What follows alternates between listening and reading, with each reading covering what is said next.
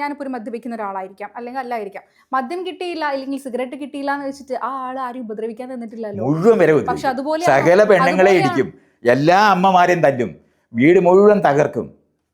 മദ്യപാനികളെ നിങ്ങൾ എന്തെന്നാ ഈ പറയുന്നത്? നിങ്ങളെ വല്ലവരും നോക്കി ഇനി ഇത് കഴിയുമ്പോൾ ചിരിക്കും ഇങ്ങനെയൊക്കെ പറഞ്ഞ. ഏറ്റവും സാമൂഹിക ദ്രോഹം ഉണ്ടാക്കുന്നതാണ് മദ്യം.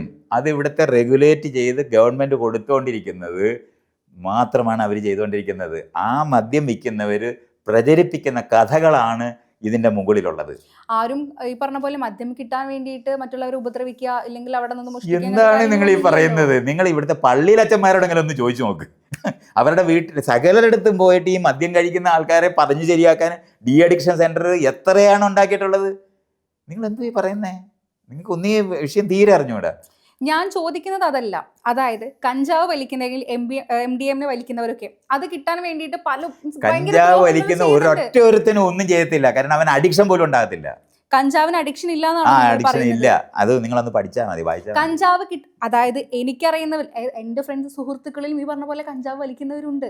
അവർക്ക് അത് കിട്ടാതെ വരുന്ന സമയത്ത് അവർ കിട്ടാൻ വേണ്ടി എന്തും ചെയ്യും എന്നുള്ളതും അറിയാം. അഡിക്ഷൻ ആണെന്ന് അവർ തന്നെ പറഞ്ഞിട്ടുണ്ട്. ഇതുവരെ ചെയ്തിട്ടില്ല എന്റെ അറിവിൽ. നിങ്ങളുടെ അറിവില് ഞാൻ ഡി അഡിക്ഷൻ ചെയ്തിട്ടുള്ള ഒരാളാണ്.